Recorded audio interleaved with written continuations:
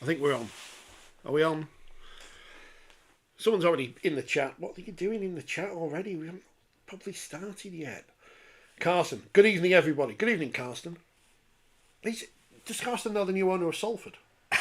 Is Carsten the new owner of Salford? Carson, are you the new owner of Salford? Welcome to the program. He lives in Switzerland. Does he? Phil, who have you dragged in this week to?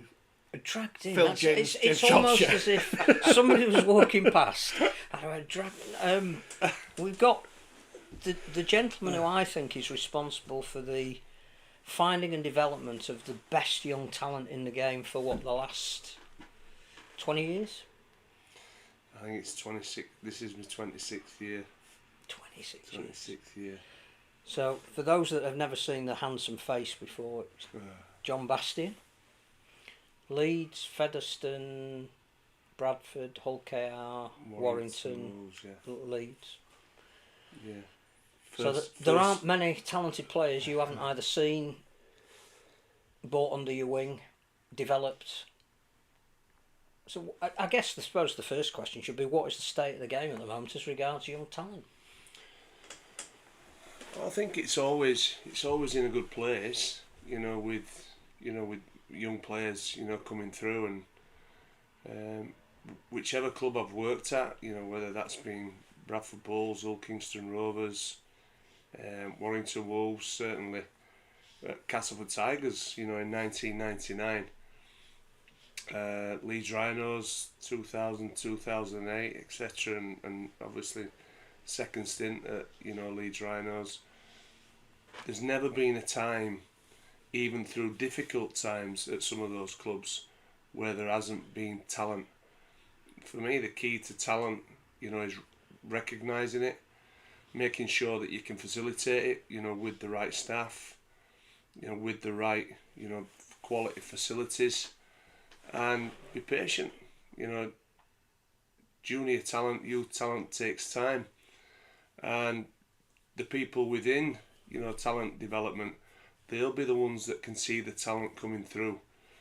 Usually it takes time, for the hierarchy, head coaches, to be able to recognise that they're in a difficult position where most owners, most boards, most fans just want to see wins, and it certainly takes time, to build youth development. It takes several years, to be able to get players running concurrently and flowing into a first team environment, and it can be done, but I think patience is the key, and recognising the importance of it as well. I think the community game take a lot of credit, for that.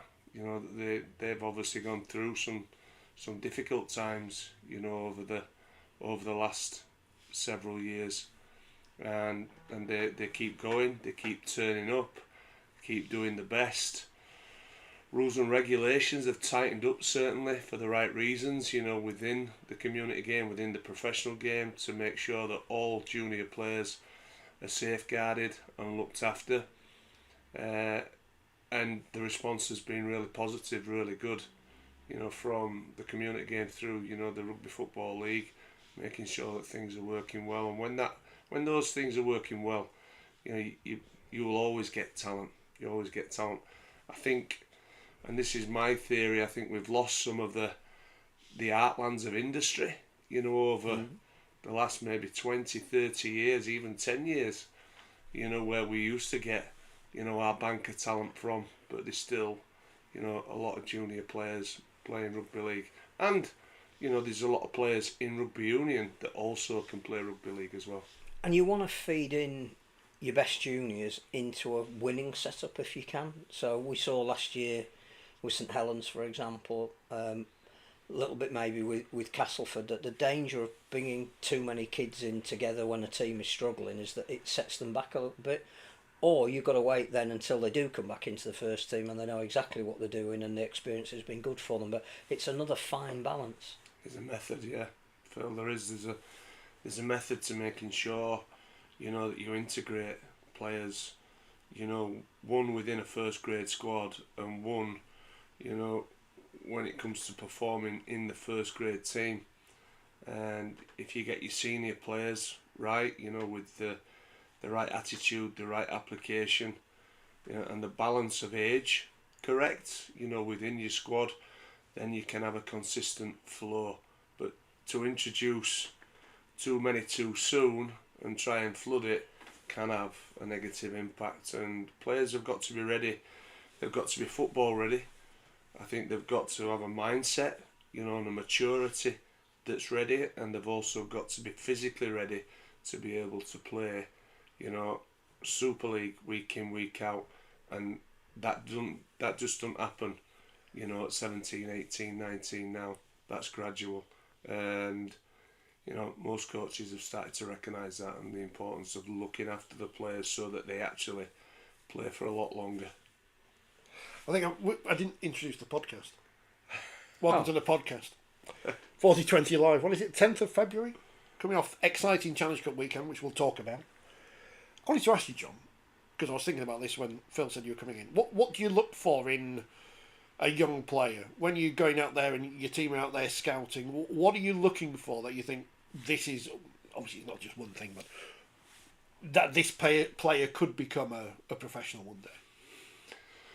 There's not just one thing. I mean, one of the things that always catches my eye when I go to a game very open-minded, and you might get told about this player and that player when you're off to watch a certain team, but I always try and go really open-minded and try and recognise the player that wants to compete, the player that wants to put effort in, even though it might be a little bit scruffy, the effort and the competitive nature. When you see somebody doing that and talking good in and around his teammates, talking positively and encouraging, and the add-ons to that is that actually, he's got some really good skill as well. He's going to be a really good athlete. There's some lovely late development in him. He's going to be, he's going to be a talented player, for the position that he probably will play in. And by the way, you've got to be very careful you don't make an early rash judgment on where a player's actually going to end up playing. A player playing at 6 for a community club could end up playing centre, could end up playing wing, full-back, could end up, playing 7 or 9. There's so many variations, and that evolves, as he goes through, a system, and, hopefully most clubs try and find, the best position that suits a player. But parents play a significant part. They really do, and how they are, in and around, the community club, and how they conduct themselves, them lovely basic standards that as parents, we all try and endure to, and try and be consistent in that area and not get over involved and over embroiled, in the game and the win and the biff bash bosh. And he did that to my son and all that sort of stuff. The game's tough, the game's hard, it's always going to be competitive, but there has to be an element of control in there. So it's not just one thing, it's a variation, and getting to know them over a period of time as well. I know this seems like a daft thing to bring up, but when you're at a junior game and you know that parents are giving their kids a quid a try or a fiver, that I'm assuming that this is from my perspective. That's not great in terms of trying to engender in someone a team spirit, because then you're immediately going and thinking, if I score a few tries, I can get the latest PlayStation game or whatever. Yeah, I think I'd probably prefer you played really well today, son. Come on, I'll go buy you a meal. That's a nice touch, but I'm not so fussed about the £5 for a try, etc., etc. I'd prefer, right, for every time you set your mate up with a nice try and a generous opportunity, I might treat you. That'd be me. I guess the other thing that's difficult, and you mentioned it, is in the word development, is that physical development, that you might see a talented player at 15 who's playing at half, and in most community clubs the most talented players generally do play in the halves, but you don't know if that's going to develop into a second rower by the time they're 18 with a growth spurt, or they've been through a scholarship. I mean, how can you even judge that, or do you not try at that stage? You don't over try. You've got an idea, Phil, of where a player is actually going to end up, but it can change, and being open to an understanding to change, and the players also being like that, that makes a difference to players, and it creates broader opportunities for them as well if they can play more than one position. But no, it don't make a massive difference, on physically how they're developing. It's where they're going to play, in that particular team, and what their body shape will fit a position. Yeah, their speed, their evasion, their skill set will fit a position. In terms of something that we've spoken about before, that the pools of talent are fertile but limited, and you've already hinted at some of the reasons why that might be with the deindustrialisation of the north of England. You've started fishing in different pools, partly out of necessity, but partly out because as a game we need to find this new talent. So I know that most people will throw their hands up. Rugby union's quite youth rugby union is quite a fertile area for you. You're not frightened to go to football matches or athletics just to try and see what's out there. I think you should be open-minded as well, and there's a lot of footballers, that certainly myself, I know for a fact I'm a better football player than a rugby league player, and I probably only went down the rugby league pathway because my dad and my uncle Alfie Weston, he were a professional rugby league player, but football were my interest. I was far better, at football. Most of my mates at school, they all knew that as well. And there's lots of players out there, that again, become professional rugby league players, that used to be footballers. There's a lot of players now, that actually rugby league players that they try their hand at rugby union as well. And rugby union is a tough game, and it produces some really talented rugby league players, and we've certainly done our own work. Simon Bell and myself and the club in general have been very proactive in let's not ignore rugby union. There's some terrific young players in rugby union. They're not all going to get onto the rugby union pathway. We don't have in Yorkshire a Premiership rugby union team. The Yorkshire rugby union pathway, like they're under 17s and under 18s pathway scheme is good, and there's some talented players in there. And if those opportunities in rugby union they hit a cul-de-sac, then, and if we're interested in them, we'll try and get them on board and give them an opportunity in rugby league. So yeah, it's not just one field, and we know that to a certain extent, we don't have a huge talent pool, in rugby league, but we have a very competitive talent pool in rugby league, and we have players, that want to achieve things, that actually, when they get an opportunity on a scholarship, the majority really do take advantage of that, and they do progress alongside of, still working, to high standards in the community club. But rugby union can't be ignored, and other sports can't be ignored, and we've started to benefit from that. And school rugby, there's a school in Leeds, Coburn High School. Just looking at them and how they've developed over the last 2 or 3 years, and the players that they're now, starting to filter in, to scholarships. It's a credit, to them as a school, and their ideals of creating, sporting image of, let's give these players and junior players every chance, to actually, be creative. They've got some great facilities. Been up there, and as I look round, they've got 4G. They've just had a new 4G pitch put in there, and they're really trying, to connect with the community. And up Dewsbury Road, as well as I do, it's a real rugby league area, not far from Hunslet, and it's making a difference. And it's not just with, people that have been involved in rugby league for many years. We've got 2 terrific players, that are from African origin, and they're doing really well. Dylan they'll know I'm talking about if they connect, with this podcast.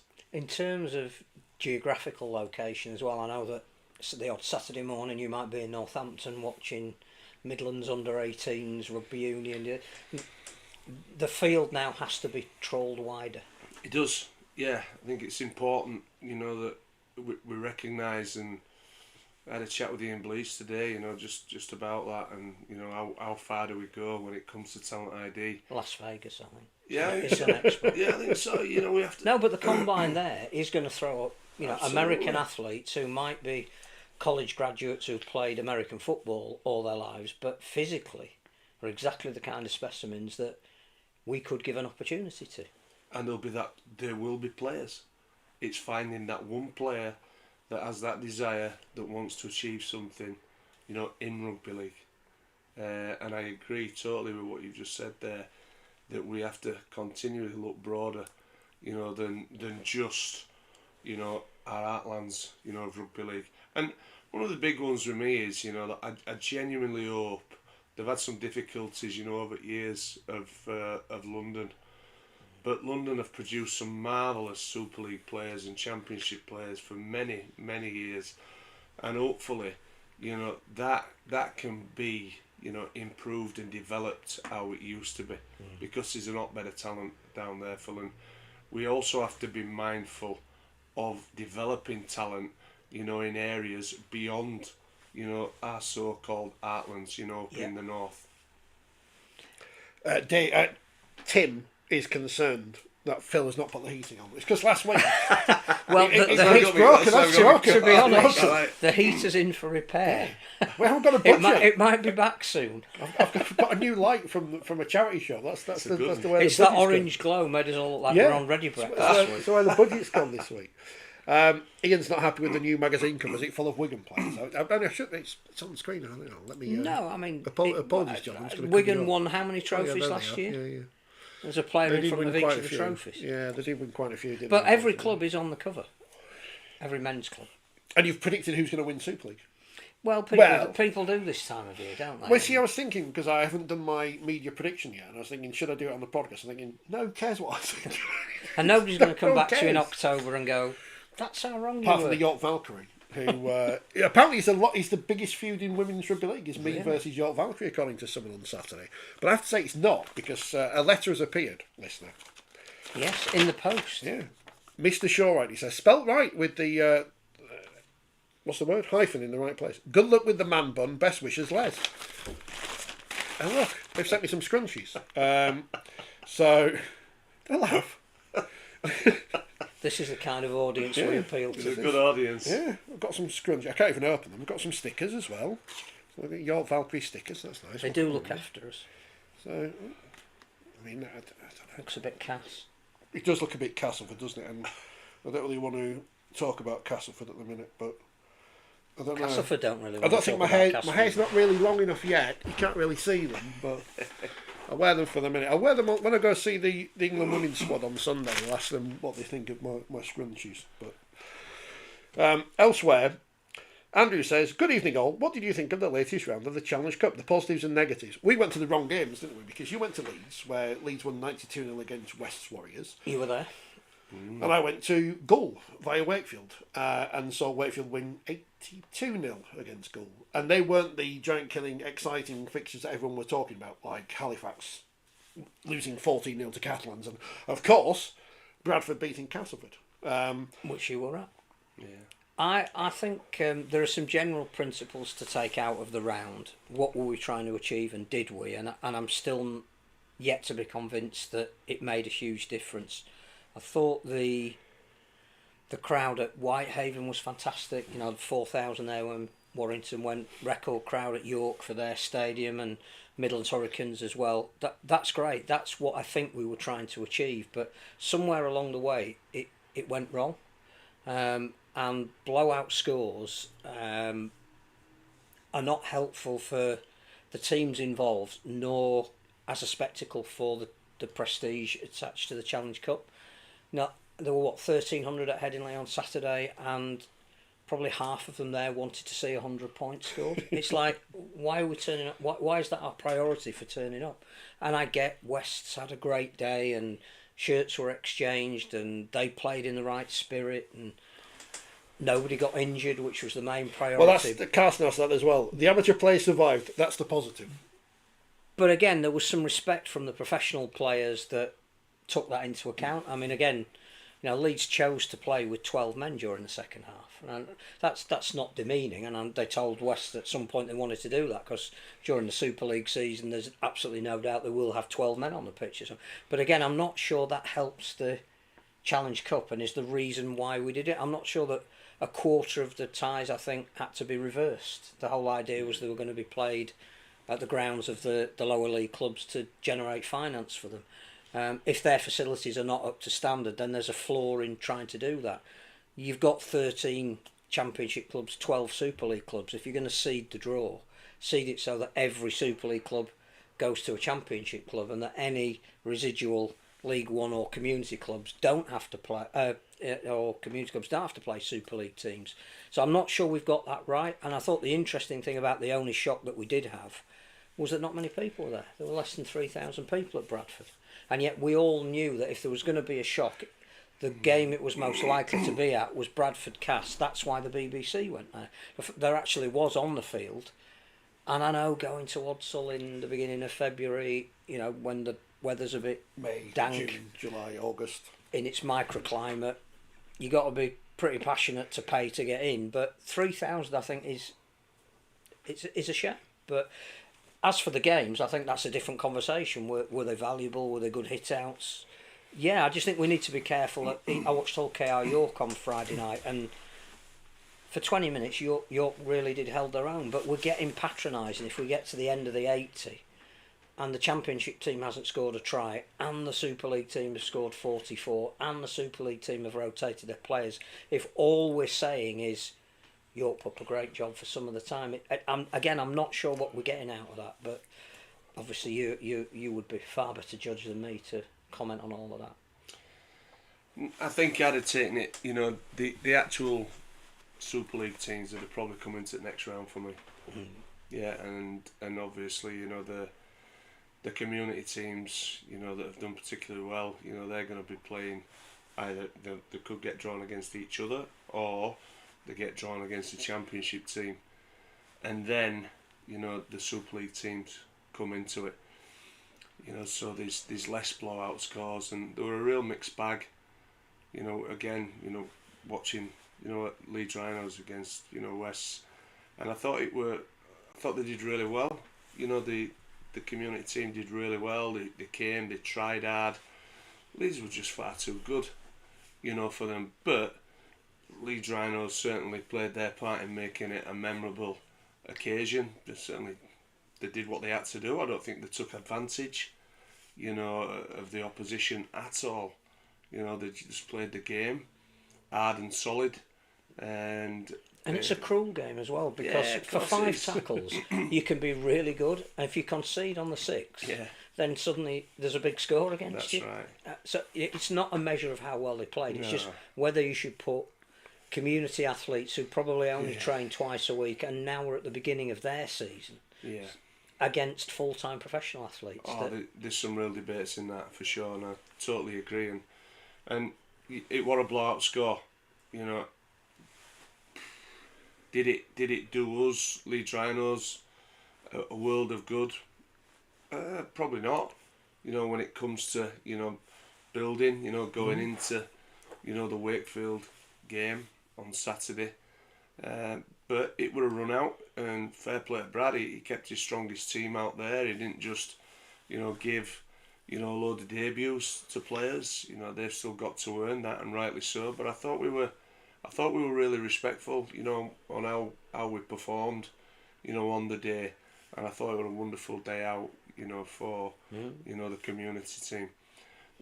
On the flip side of it, I went to Bradford, against Castleford Tigers. I think everybody knew that was going to be a 50-50 game, with the conditions, with the pitch, and Bradford have recruited well this year for the Championship. Nobby's got them playing. It's early days. They've got a long way to go, and he'll want them to find that consistency. And we certainly saw the imbalance of consistency. They were terrific in the first half, and I'd give them a good 9 out of 10, for how they performed. And then, maybe the mindset, the focus dropped a little bit, and that can happen sometimes at half time. I thought Keezy Joe Keys I thought were terrific, and he were guiding them round off the back of some really good, hard running football, certainly from the outside backs who got them moving very quickly, from yardage, which certainly supported, the middle unit and the half backs, to actually put the ball where they wanted to and put Castleford under a lot of pressure. But it were an exciting game. Castleford came back off the back of a lot of errors and conceding and giving away silly penalties in second half, and could have pinched it in the end, and it were a really good game for those 3,000, that turned out on a bitterly cold, wintry day. So you've got two sides of it. It were exciting. I did like the fact that York got drawn against Hull Kingston Rovers as well, because it's not a million miles from Hull in York. There were always going to be a big travelling, travelling numbers of fans, to York, which again creates a lot of finance, for York as well. It's just so early in the season though that you wouldn't expect Championship clubs to be at a level to be taking on Super League clubs at the moment. I think the weather. Sheffield did, particularly well early on against Wigan, but again it moved away from them.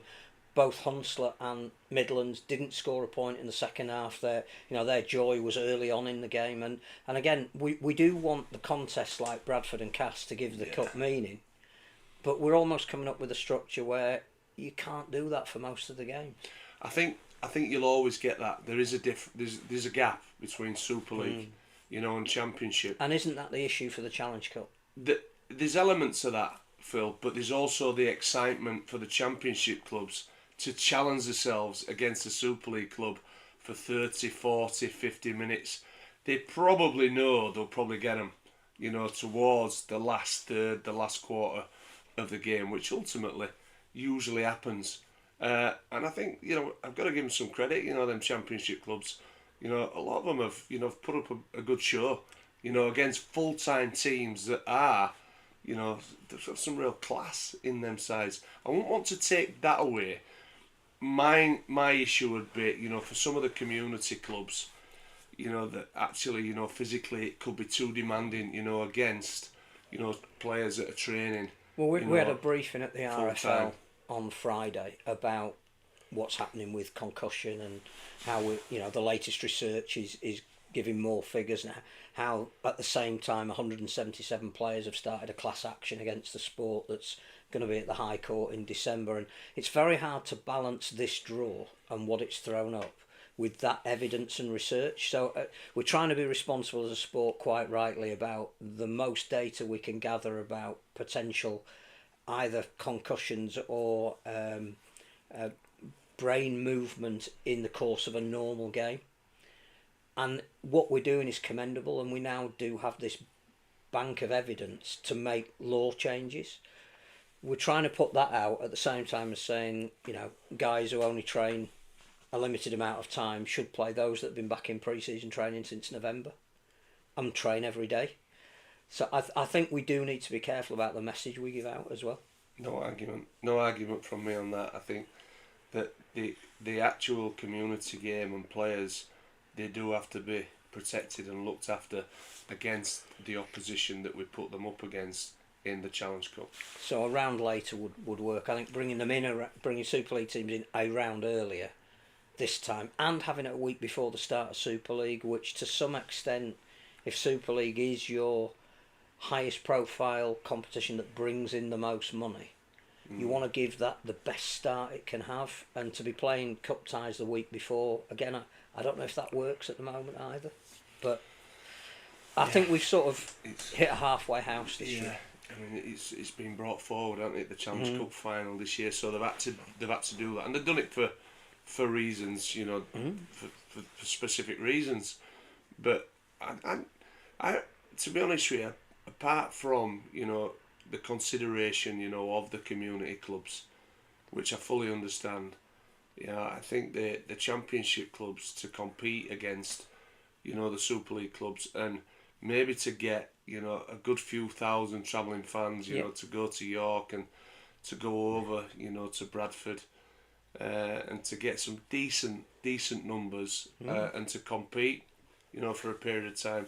I still think that's good for the game. For Yeah, I think the next round, you know, you get a draw, let's say, like Featherstone Leeds up at Millennium Stadium. You know, that'll be packed.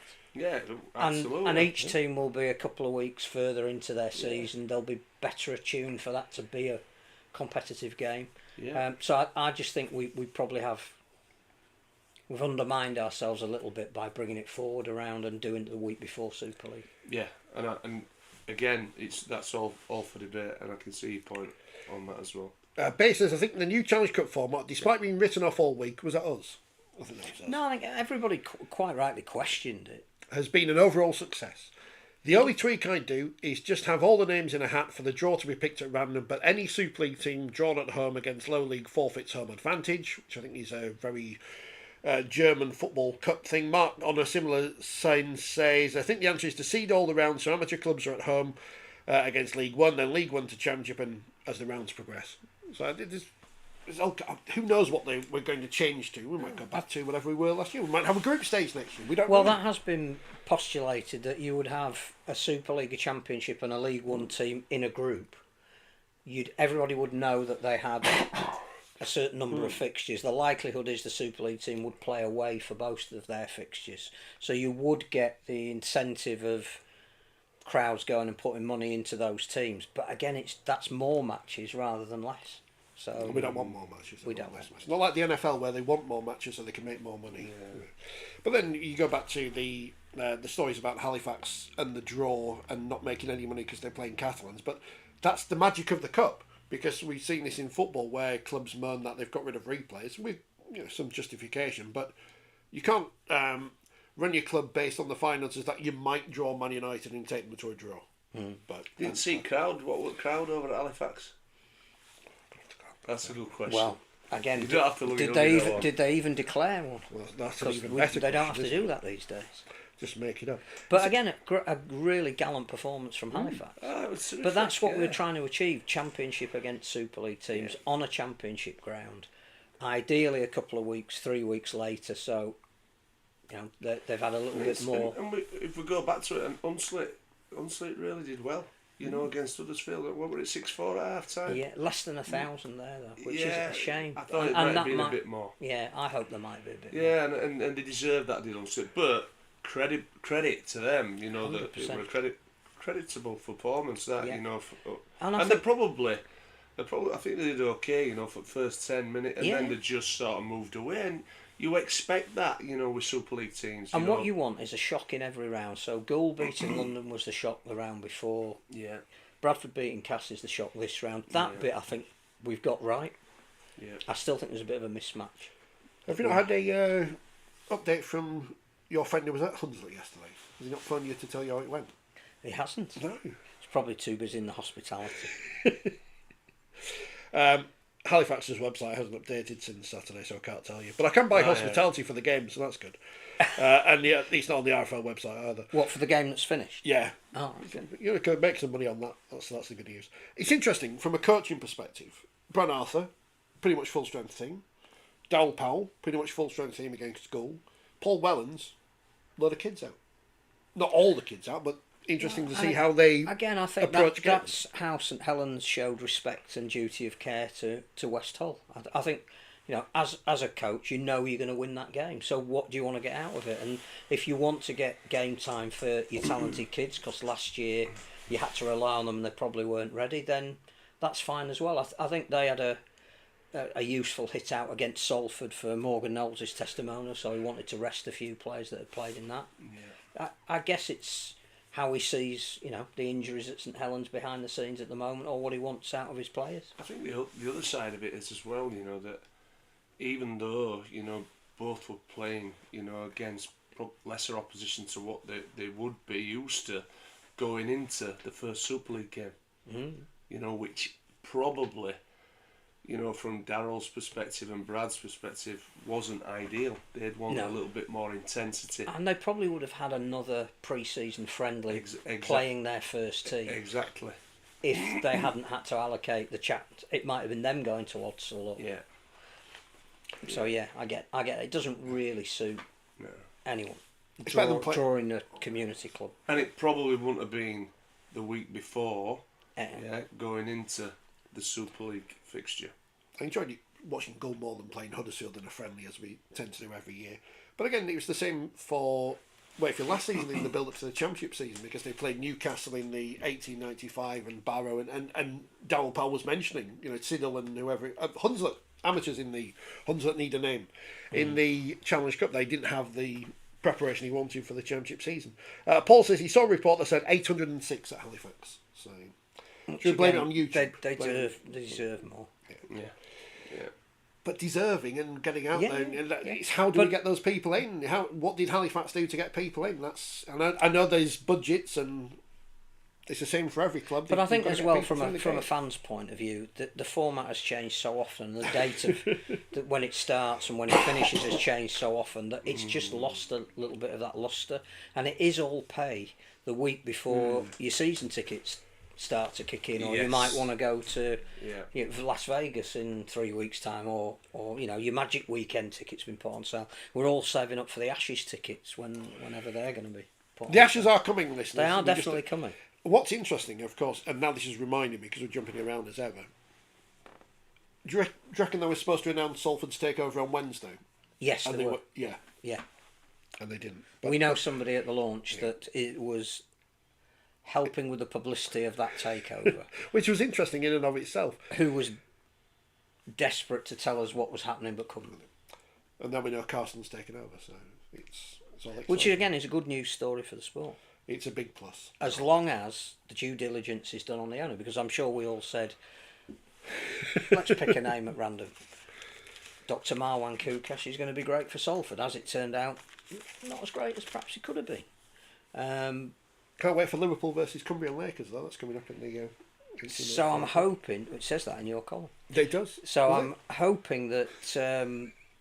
the new investment team, who apparently again may be fronts for people behind them who are the real investors, will come up with what they promised. If they do, then that is going to be fantastic, not only for Salford, who won't have to be a selling club, but maybe for the sport, if we can drag in that greater Manchester area. But all those people had written articles saying 5 clubs Nene McDonald could sign for, and now he's going to be staying at Salford until somebody else... Well, you just said it there. It's the due diligence, from the Rugby Football League. Well, you were make involved sure. at Bradford, weren't you? Yeah. And when clearly, with hindsight, or maybe even at the time, it was obvious that enough due diligence hadn't been done for some of the people that own the club in that time. They've got to do their own work. They've got to do their in-depth homework and do the damnedest, to actually create a platform, for the stakeholders at Salford, the players, the coaching staff, to actually be able to kick on, because there's a wonderful football team over there. There's a good coaching team over there. It's a real, rugby league heartland. There's an exploitable facility as well, if they can get the income streams from it. Yeah, so they've got to get that right, so that it fits, and it's not just a 12-month wonder or an 18-month wonder. Is there a Shandaway cabal behind 4020 magazine? I'd like to think so, but I think they're taking the heater in for repair. Kevin says, lads, he'll be happy because Warrington won, and he's a Warrington fan. Spoke to Sam Burgess on Wednesday. Warrington again were exemplary in the manner in which they went to Whitehaven. I don't know if Wakefield gave a signed shirt to Goals, so I don't know if we've fallen down the list of class. I say, it's 5 years since I was working at the club, since my reign of terror began and pretty much ended. That was the funny thing about West Warriors, who gave Leeds a little shield and sort of half tongue in cheek said, "Put that in your trophy cabinet." They would have given Leeds a shirt, but they couldn't afford to because they were running a bit low. That was Wakefield before Matt Ellis took over. It's like when Iran and USA played in the World Cup in 1998, in the Football World Cup, and USA gave them a pennant and Iran gave them flowers and a painting. So it's all levels of class. That's the problem with these things. Anything else happened in the Challenge Cup this weekend we need to necessarily discuss in detail, apart from the fact that obviously now Bradford are going to walk the Championship and Castleford are going to finish bottom of Super League, because that seems to be the one thing that people have gained from the weekend's results. I think the interesting thing about the Championship, because we've done some predictions of where teams will finish, but more importantly, Paul Cook has told us about all of the teams. I can't find anybody, and again, having been at the launch of the competition, that isn't saying this is going to be the closest championship for years. That there are some very good teams that will perhaps mitigate towards the top, but there isn't a standout. Bradford will start as favourites, but they showed in the second half that maybe not yet quite the finished article. Featherstone are up there. York have improved. Widnes have got aspirations. Sheffield under Craig Lingard. There are, Oldham and Hunslet. Everybody's saying they are not going to be like the normal teams that come up from League One. They have aspirations. That when Hunslet starts signing Greg Eden, that's a different promoted team. So it's going to be I don't think it told us anything other than, we didn't mention Toulouse in that because nobody knows what Toulouse is going to be like this year. They've almost gone under the radar, but they won't be bad. So I think the Championship will still be a great division. I don't think you can read too much into Cass other than they need to recruit more. Whether they've got the finance to do that, the squad just doesn't seem deep enough at the moment. So you wouldn't have them at the top of Super League. You possibly wouldn't have them after yesterday challenging for the playoffs in Super League. But there were some signs there with a new coaching team that, they will trouble some teams. Some clubs are shopping at Fortnum and Masons and have got creative accountants. Some are shopping at Sainsbury's. Is that a mid-level? Okay.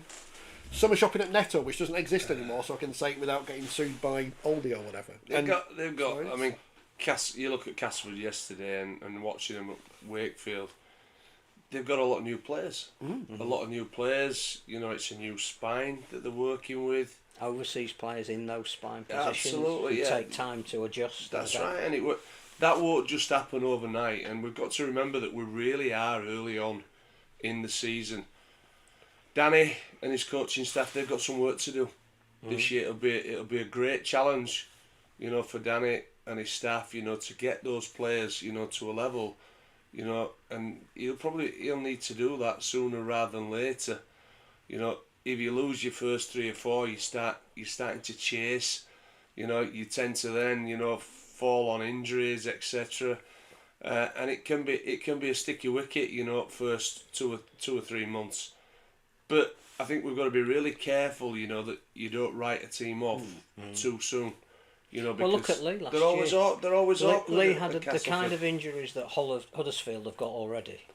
And one maybe, I can't remember, but it was maybe 3 out of 14 in the beginning of the season. They ended up making the playoffs. So, don't read anything into this early in the Super Bowl last night. Everyone before it's saying Kansas City Chiefs looking for the first team to ever win 3 in a row. It's not good, is it? What's going on there? But Philadelphia battered them. And it reminded me a lot of 2017 when famously Brian McDermott said we're going to win the grand final. Did he said that publicly? I've mentioned this before. He said we were capable. He didn't say we were going to. But right, sorry, I don't want to misquote Brian McDermott. It was Easter. It was a 66-point defeat at Castleford, and he wanted to protect his players. I think privately not so much. Publicly came out and said we've still got a group that is capable of winning the grand final. Everybody went ha ha ha ha ha. And in October the big cigar was out. Danny because Maguire, that's exactly what he'd done. Virtuoso performance. So anything can happen. That's what Rod stood to say all the time. Anything can happen. Tough game. Liverpool lost to Plymouth. Rangers lost to Queen's Park. I think the biggest thing is the consistency. The best teams will find consistency, for healthy periods of time, and you can see which teams are probably going to do that, already, and it's probably going to be a debate, a discussion that we're going to have here over the next half an hour. I think the issue for Cass, again, a bit like Salford, isn't on the field. It wasn't last year, it won't be this year until Martin Jepson fully completes his takeover, which has now gone from January the 31st to the end of April. There's that level of uncertainty. You can't sign the players that you might want to. You can't promise to young junior talent a contract 3 or 4 years down the line because you don't know if you can fulfil it. You need to have a women's team. You need to have a wheelchair team. You need to... I mean, they took the low-hanging fruit of their facility last year, by putting seats in it, but you can only do that once. You need to look at what is the long-term future of your facility. Yeah. You can't do any of that until your ownership is sorted, and you can write as many articles as you like about you need benevolent dictators in clubs this year, but you do, in every sport. You're right, but you look at what, Wakefield have done. you know, Absolutely. with their stadium, and not just their stadium, you know, the actual car park. I was just, when I went, it's fabulous. And by the way, you know, Matthews, you know, he's taken over, you know, from a lot of work that were done prior to that, making sure that they had that new stand. And that they were stable economically. Absolutely, yeah, and they're in a great place. But what I looked at when I went to Wakefield, I thought, geez, this is a tidy stadium. This is a nice stadium for the fans to turn up. Even the electric, you know, the electric advertising, how they've done it is class. It's not just been thrown up. You can see they put some steel structures in, and the actual advertisement, electronic advertisement going around is quality. And the whole stadium looks clean and tidy and is developing lovely. And that makes a difference to fans turning up as well. That means they think they care about us. They value us, because ultimately they're the people that keep everything going. Alongside the benefactors, you know, that put the money in, the Matthews, etc. Wait for the Matt Ellis statue that we're going to... The what? I've been there before. Neil Fox has got a statue. There'll be one of Matt Ellis. It looks weirdly nice. But they're doing it. It's strange because... But if they can do it, my point on this is, right, if they can do it, other teams have got to do it as well. Yes. You've got to find a way. You've got to find a way, and you've got to dig your heels in, you've got to scrap, you've got to fight, and you've got to come up with a method. They've done that at Wakefield, and they're a wonderful example of what other teams can do as well. Lee have done it, and Hull KR have done it. They have. And Salford are in a position, hopefully now, where they can do it. Yeah.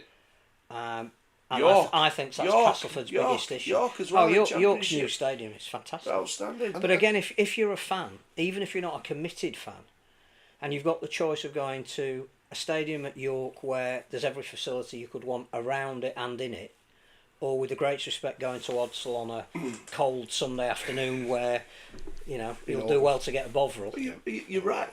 I get that. But you have a look at Batley.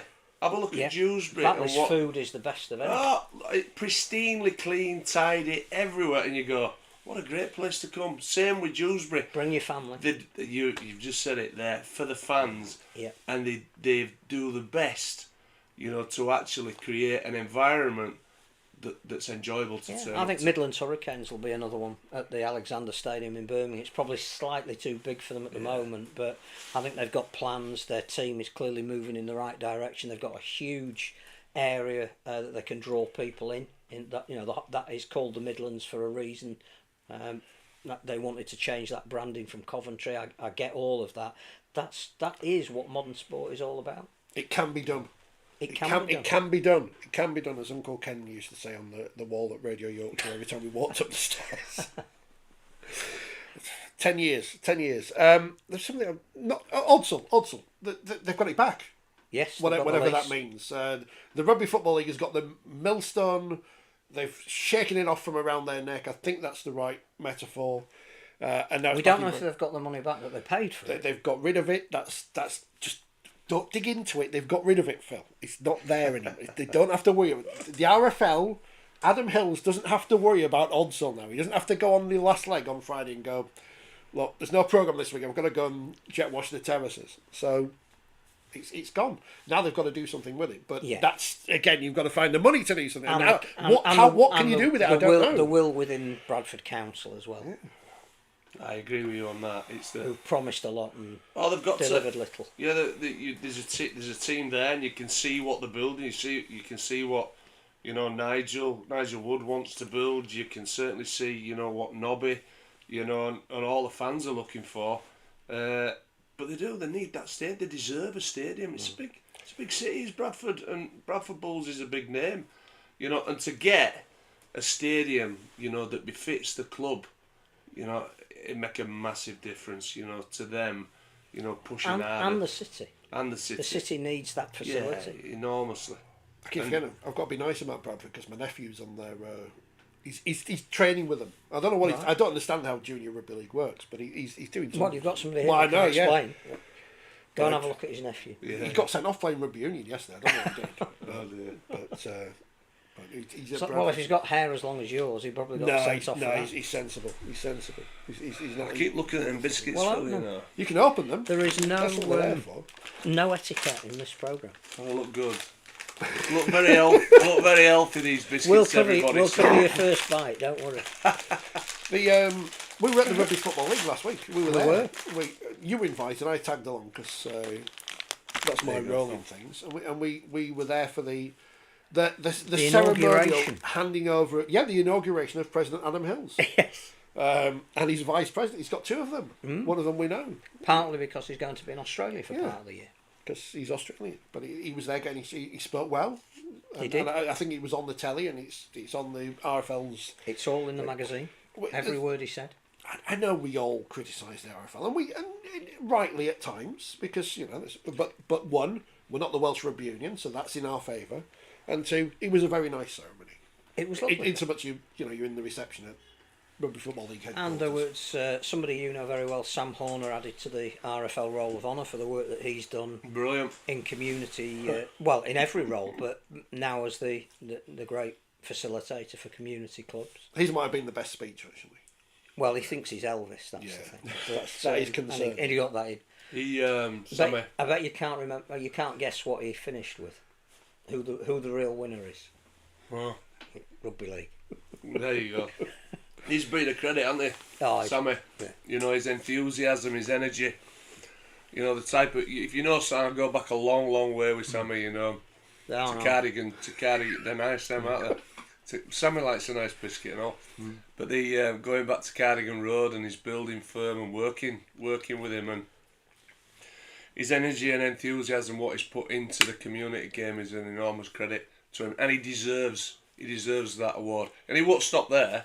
He won't be just content with an award. He'll keep running. He'll keep running. He'll keep putting it in. Keep going, Sammy. Got a nice decanter thing or whatever it was. Nice glass bottle. I mean, we were there predominantly to donate the Dave Hadfield library. As I said, I was just tagging along, but We're all one big happy family. it was. So there is now a record of everything that Dave Hadfield wrote.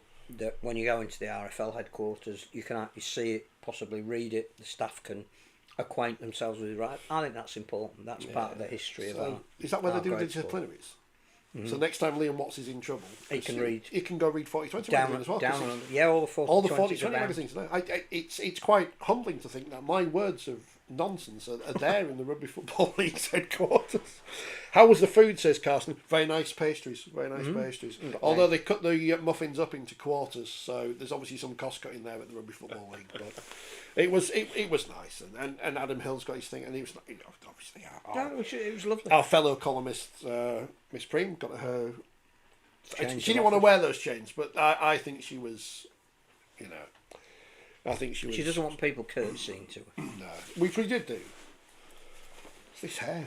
That's the problem. And then we went across to Co-op Live for the launch, which was a great venue. Apart from if you're doing video, because there's no lighting there. Hello to our friend, the photographer, who's a Widnes fan, whose name I didn't ask, No, but listens to I'm the sorry for podcast. dropping crumbs all over Yeah, myself. but well done on your photo work. It looks superb.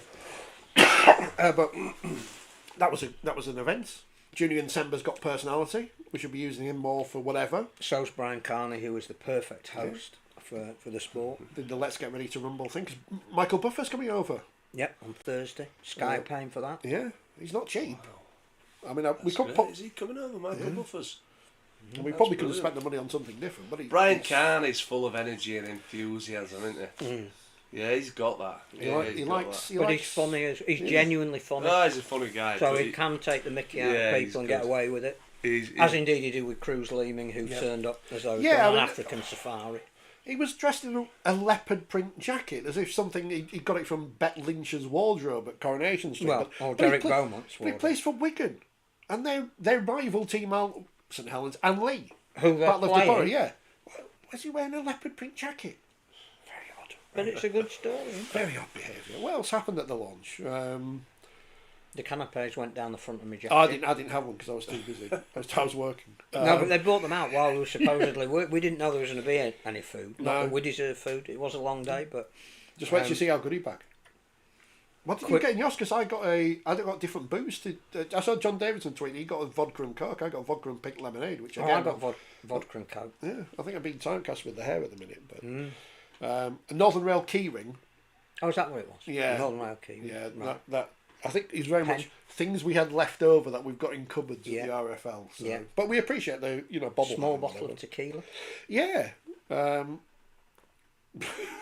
small, miniature. Yeah, yes, a bobble hat, which have already got use on Saturday at Headingley. Betfred pen, don't have any of those. Betfred pen. Notepad. So the event was... It was a launch. The people that needed material got the material they needed. It was one of those things, and we all got to speak to people, and lots of people being social and saying, "Oh," who you haven't seen for ages, and that was the launch. Yeah, I mean, it's an interesting thing because it's not broadcast, it's not streamed anywhere. But Brian Carney does this show where he goes around interviewing people and stuff. He could be the new host of Family Fortunes for all I know at this rate, but no one sees it apart from us, who were all sat there thinking, "I just want to go and speak to people now." It's good, but it's sort of... for a minute, we felt cool. We were in a in a cool location. Playing cool music. We were cool. Yeah.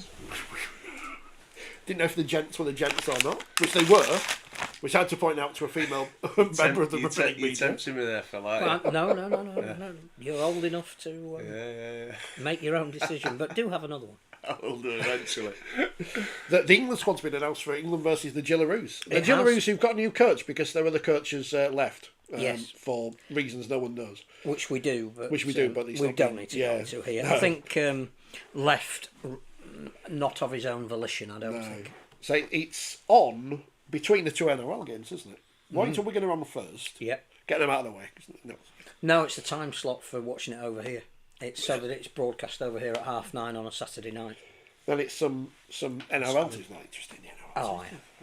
It's a big night of a huge vat of coffee. 9:30 for Wigan Warrington, Canberra New Zealand at midnight, 2 a.m. for Australia versus England.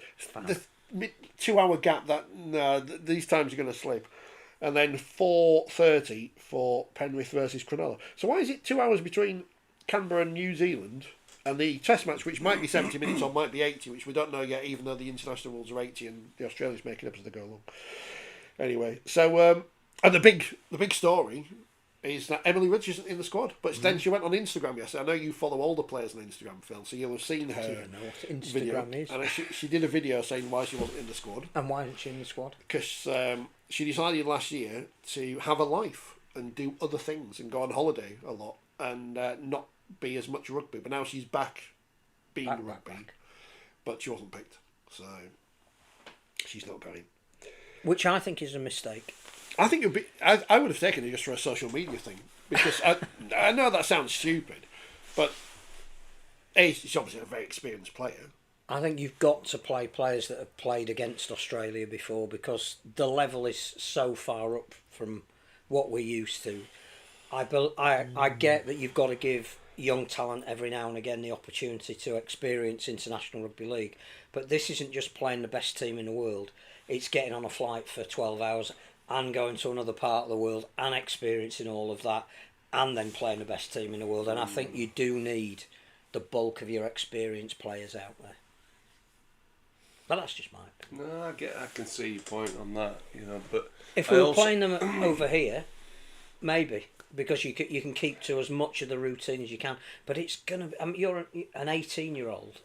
Your travel is limited. Your experience, even in rugby league at the top level, might have been, let's say, a test against Wales, because we haven't played the Aussies for so long. 2017. It's a massive ask to not only play them, but play them in another country and be there for a week and get involved in all the camp element of it. So I would take as many experienced players who were available as I could. The World Cup Nines doesn't count, does it? Because we played them in that. Because, of course, Kelsey Gentles did that tackle and then they scored straight after, but it went viral. And I think the other thing is that you look at the Australian team and, they've just picked their Dally M Player of the Year. She didn't make the team that played in the Pacific Championship. They've got that strength in depth. But they're playing the Indigenous game next weekend. Yeah, Jamie Chapman's playing in that, and Kennedy Sherrington, who was, of course, in the World Cup squad. So- She's playing that as well. You know, Indigenous against All-Stars, you've got virtually all of the best women playing in a high-intensity game and then going to Las Vegas. We have to take a squad, I think, that is as experienced as we can get out there. Yeah, I get that. I think, Especially if she plays in and I think a key spine I position. think that will happen, won't it? Because they're a terrific team.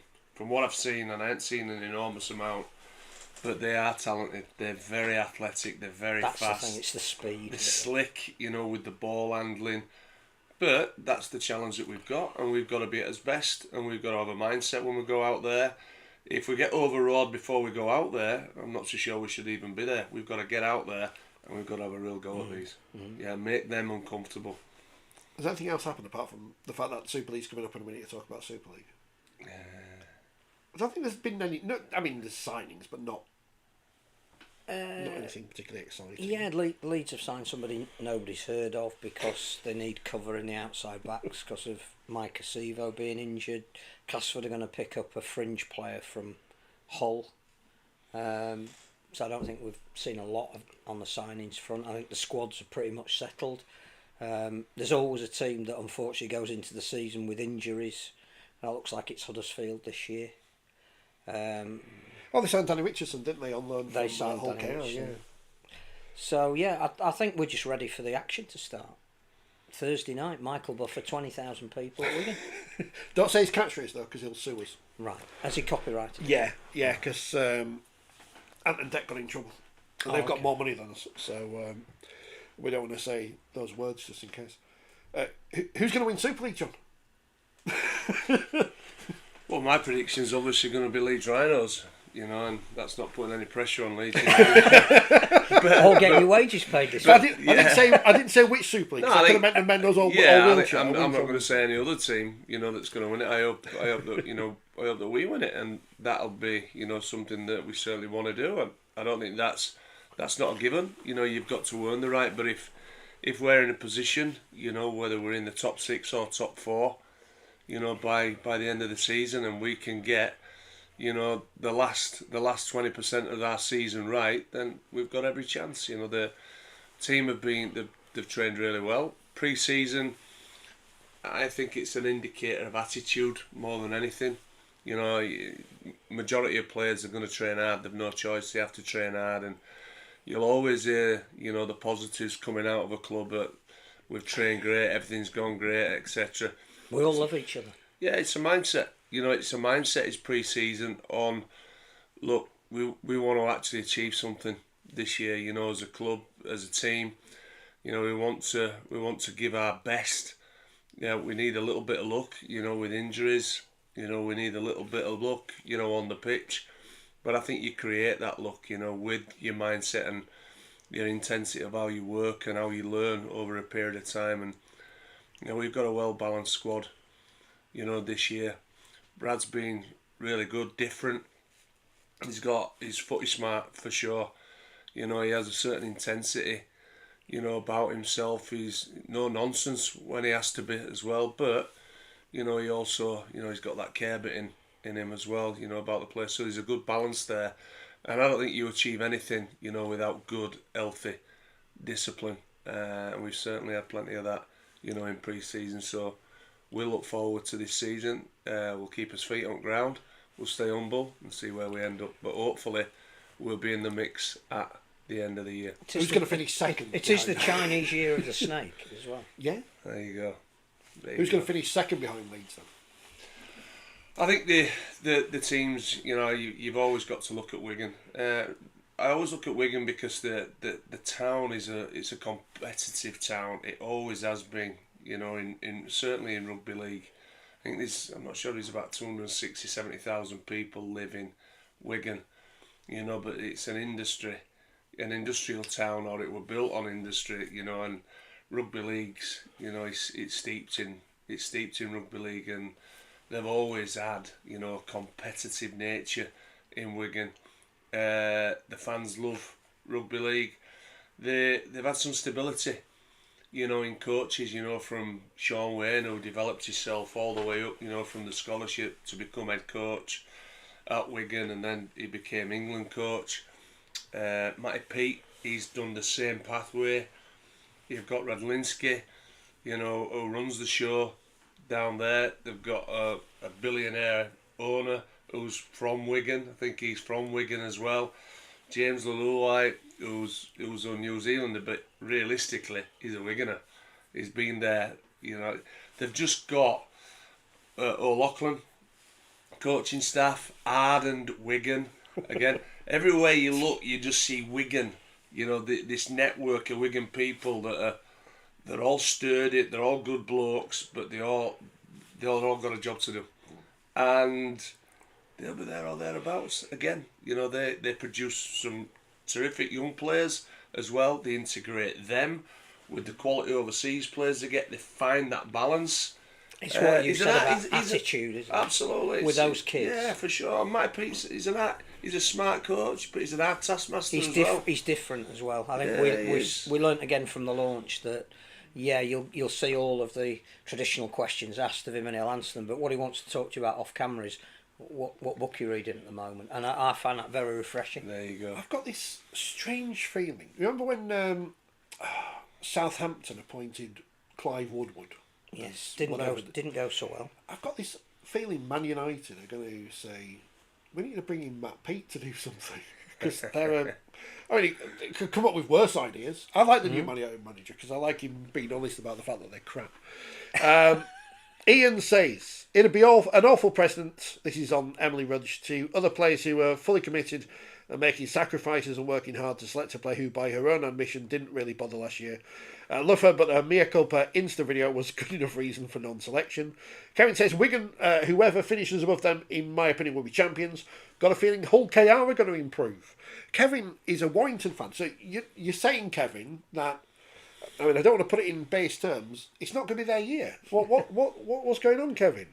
I think your insight on Hull KR would be interesting, because again, you're all about that balance between youth development and elite performance.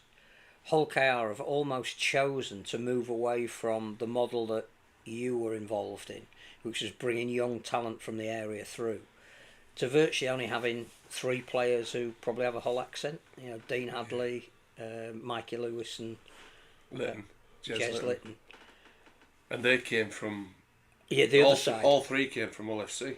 And big releases actually from Hull FC. So Willie Peters is looking, on the board, is looking for success in the short term and changing it on an annual basis to maintain and guarantee that success. And they might go a year better this year than last year.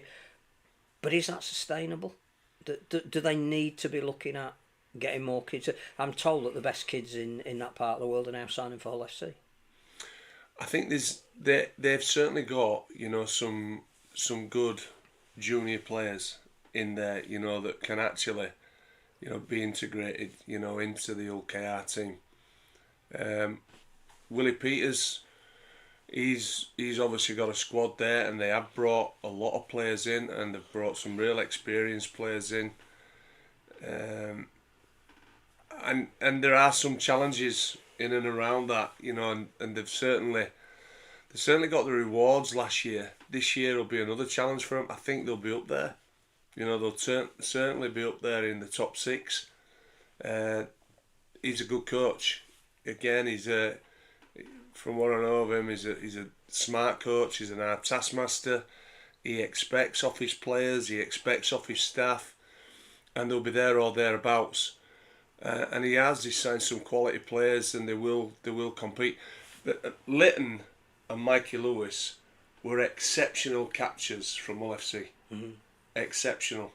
How that worked, I know how it worked, but the 2 players, that will be significant for them, going into, this season. I think what the OKR fans would like to see is a few more OKR juniors integrated into that as well, and hopefully we'll see some of that this year at Hull Kingston Rovers. Because Warrington did do that last year under Sam. Probably the main cultural change he brought in was he was giving more of those young kids an opportunity. Those kids will be better for that this year. They haven't had to recruit extensively. They didn't go and buy Ray Hargreaves or Michael McAlorum. They're basically saying, we may have lost Matty Nicholson, but Adam Whitehead's going to get a longer run this year. They are investing in the youth. They've been good. They've been really good, to be fair. You know, they've got a good, strong youth policy. The owner, Simon Moran, he certainly backs that. I know he likes to bring, you know, the big star player in, which I get that as well. But he's also, you know, he's also keen on homegrown players like Joe Philby, Ben Curry, Toby King, Thewlis coming through and playing first grade for a lot of years, and they've got that balance. And when you look at like Sir Gary Chambers, Richard Marshall, and even Sam Burgess, they were all, you know, engulfed in youth development as they progressed and developed, and they're all right behind it, you know. And I think Warrington again, they'll be a tough team to beat this year with Warrington, and you know, whether they're home or away, they'll be a real threat, you know, to every team. So you've got to be right on your guard, and they've got the balance right. They'll be looking to try and get, you know, their first title. The only thing they need is a scrum half, because I think Leon Hayes probably is an answer, but obviously he's injured. Player. He's going to miss the start of the season. Ollie Leyland, they've brought in, isn't as experienced in that role. It won't do him any harm to be around the players that he's going to be around, but there won't be the same crispness that they had even with a Josh Drinkwater. And George Williams, who is, I still possibly was the best player in Super League last year. I know Michael Lewis was the most exciting to watch, but I think George was fantastic. He needs service. So that'll be their interesting conundrum just at the beginning of the season. They've kept Walker at hooker. Yeah, you know, after a lot of interest, so that they've done some really good things by stabilising the squad and not just that. You know, Sam's going to be a good coach. He is a good coach. He's certainly he's shown last year, you know, that he can integrate, you know, youth with, you know, experienced players. You know, from over here and from overseas. The worry for Warrington fans, as it will be for Leeds fans, is will this be his last year? You know, Leeds know that Brad Arthur is earmarked to leave at the end of this year. I have a feeling that Sam will be in demand in the NRL, possibly as an assistant coach at the end of this year. It's again partly from the club's point of view, succession planning on that front, because what you don't want to do is keep throwing the baby out with the bathwater. Yeah, that's, I think, finding that. I think that's where Wigan, you know, they've absolutely nailed it. You know, they've had that consistency. You know, and I think they've got Matty on a 7-year contract, but even if he did go to Manchester United, Sean O'Loughlin could step up. Because it's that succession plan is already in place. He could. Sean O'Loughlin, they've got that, and any club that is measured by success, you'll see consistency. You will see consistency. But I'm not too sure what's going to happen with Brad, but it'd be great if he stayed. But I mean, that's going back to the whole KR point, that when you talk about consistency of success, every single team that has had a run of long-term success has had a core of local kids in it. Yeah, in any sport, but fact. particularly in rugby league. You know, all of the teams that have won Super League have built it around a core of local kids. Yeah, sprinkle it with the best talent in the world. Yeah, but you know, if you're gonna get that, whatever culture is right, it comes from having a core of local kids. And it works. It works, Phil. It works, Phil. Proven. I mean, you've only got to look at Penrith and what they've been doing. That the best junior system in the game. Absolutely. And whilst they've got a huge talent pool there, 10,000 plus, etc., they got it right as well. They got it right. They built the facilities. I think Gus Gould really pushed hard on that side of things. The facilities, outstanding, world class. Got the coaches in there. Consistency. Yeah. Went through the tough times as well. Which shape you. But they stayed in there. They were patient with it. And I think, again, you know, what you're saying there is that St. Helens' success, you know, just going back, core of exactly the same theme. And they'll continue to do that. And it'll come back. And same thing at Leeds Rhinos. You know, youth is significant, you know, to us progressing and going forward. And the club, they back it. They really do back it. Been told we're being too positive about Wigan. We're not even in their back pocket like some journalists. Kevin says, Sam has changed the attitude. I shouldn't have said that. Sam has changed the attitude at Warrington, but they still need a bit more size. But they're going to sign Liam Byrne because he pretty much said that last week. So I don't know when that's going to happen. Is that next year? Of course, we're already talking about transfers next year. I'm not interested in next year. This year's hasn't started yet properly. I think we've every right to be positive. It's like with coaches, though. We talk about coaches and consistency. Will Sam be here? Will Brad be here? I think most important thing is what they're doing now. What they're doing now, yeah. There's a long journey ahead this year. Yeah. And hopefully, I know for a fact where them two will be focused, but the players have also got to travel with them and be right on it. Yeah. Are we in the back pocket of any clubs? I mean, York have sent me these scrunchies now, so I feel like I'm Obligated. compromised. You're I've compromised. I've compromised my No, I'd like to think journalistic integrity. I'd like to think we could get refused anyway. Journalistic integrity. There were 3 people in the press box at Wakefield on Saturday. Me, Sharon Shortall, and whoever was doing the thing with her for Radio Homicide. I didn't know who it was. That was it. Let's get back to St Helens then. St Helens this year. I think they'll be better. I think it was a chastening experience for them last year. I think clearly when you lose James Roby on the field, there is going to be some adjustment. Darryl Clark, I think, will be even more influential for them this year because it's so hard to take that mantle. And he's moving into a different team in a different environment, which you'll be much more familiar with. I think the plus side of having to play a lot of kids is that when they now come in this time, they know exactly what they're coming into. They've just re-signed 4 of those kids this week, which I think, there's a lot of talk about Morgan Knowles might be going at the end of the year to the NRL, but they've signed 4 kids. And if his contract is being used to sign 4 kids, that, again, is the right way to do it. I think there'll be a weight of expectation from St Helens fans, but I think they've gone under the radar a little bit. I think we'll be surprised by Saints. I think by the end of the year they'll be in the mix. Yeah, they will. Yeah, they'll definitely be. I think Catalan will be as well. Well, they're the other ones, aren't they? Because I think after that, do you draw a line and say they're probably not going to? The other teams are probably not going to. I don't know. I think you've got more teams than 6 because I think you throw Lee and Salford in there as well, especially Salford now that they're settled. Lee, I think the problem for Lee is that the players that they've lost were their really key players.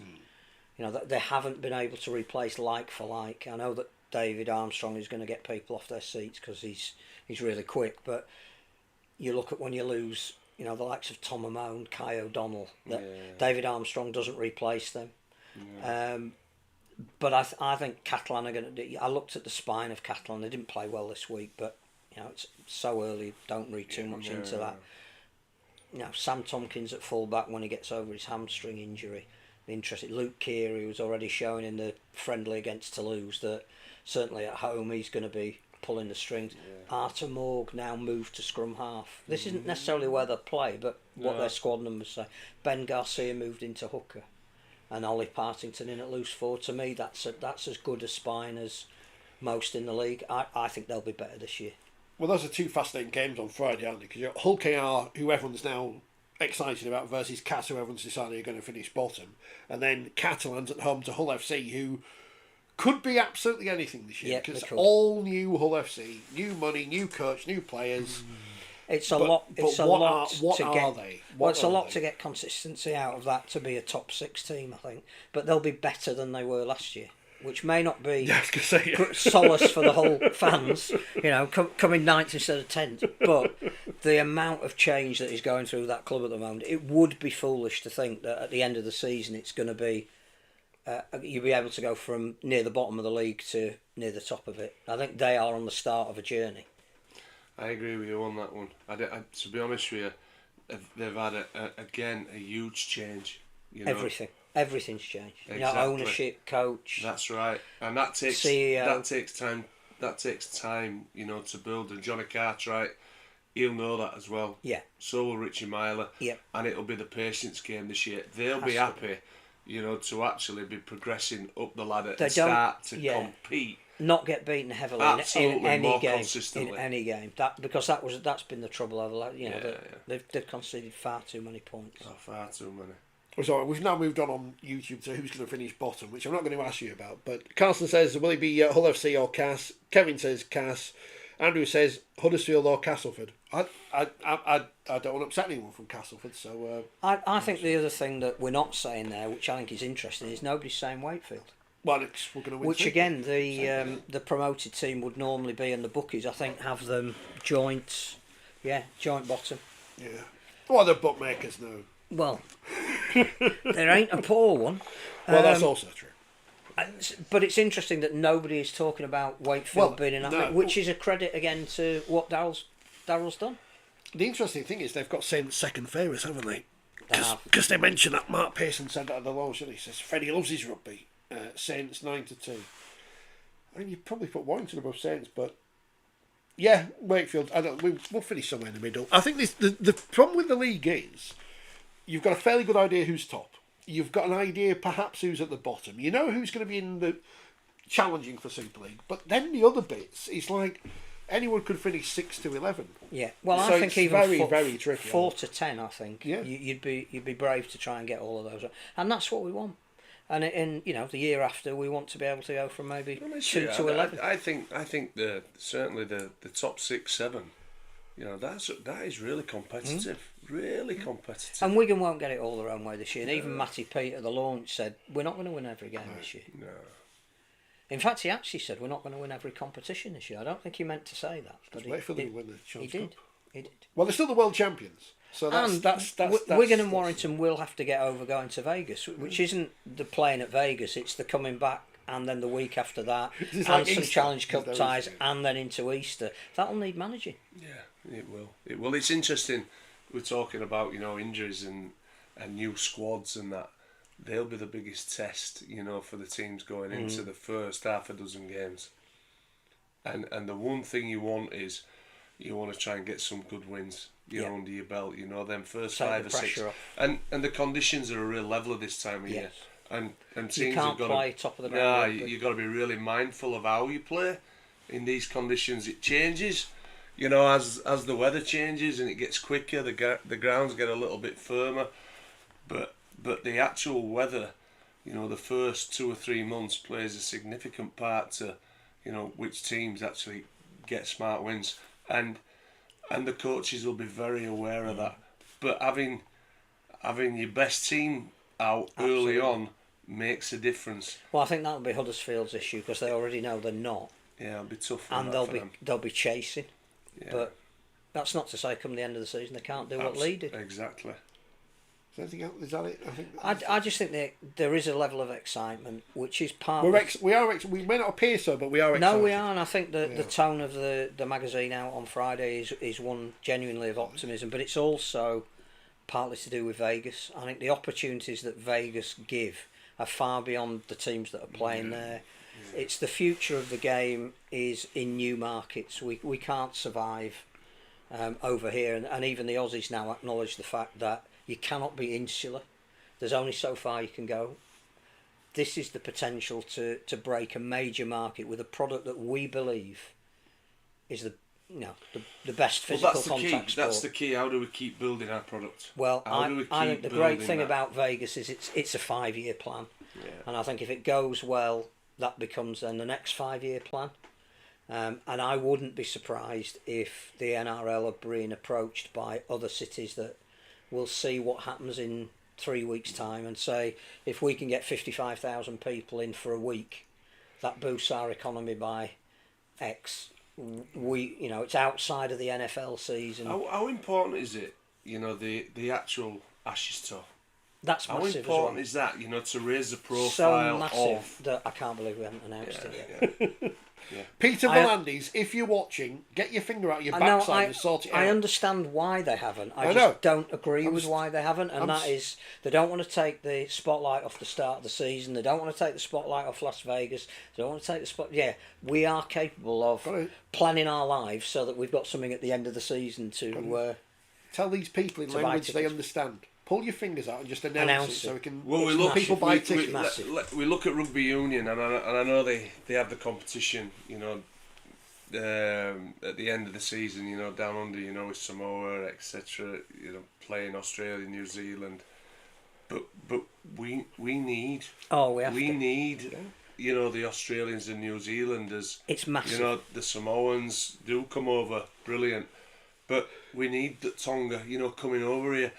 But certainly the Australians, because that in itself, that raises our profile. Absolutely. That makes a big difference. And I'll say that about youth as well, by the way. You know, that our youth programme internationally is as strong as it can be, and we're still competing against the Australian schoolboys, the AIS, the New Zealand Maori juniors. Fans want to see it. Yeah. Juniors want to play in that. Absolutely. And it's important that we get that building as well. It plays its part in raising the profile of our game. Carson says we should play the test matches in the summer because he nearly froze in Wales last year, which is a fair point. Just but wear he's more from clothes. Switzerland. He's from Switzerland, Carson. They've got, Yeah, got mountains. he and knows stuff. cold. Lord Hoyle, dear me, gave Nancy Pelosi a Warrington's shirt. Is she going to support the Wire? Is he listening? I don't know. Oh. That's what Kevin said. And that was, I remember that a couple of years ago because she's the speaker of the whatever it is. I don't know if she's anymore. But, No, doubt it now. So you see the NFL now, they're going to Melbourne next year, they're going to Dublin this year. They've expanded their international series, and maybe that's what will happen with the NRL and, on a different scale. I know that people in the Middle East are looking at investing in more sport, and whilst again there would have to be some riders on that to fit in with our culture and what we stand for, that's where the sporting money is. And if you've got the product and you can expose it to that wider market, you will get new sponsors, you will get new suggestions as to where these games should be played. Yeah. And spectator experience. Absolutely. Is that it? We're run out of things to say. Well, I'm just eating a biscuit. Saying the biscuits. Magazine's out this week. What's in it? What, apart from me saying something about Liverpool.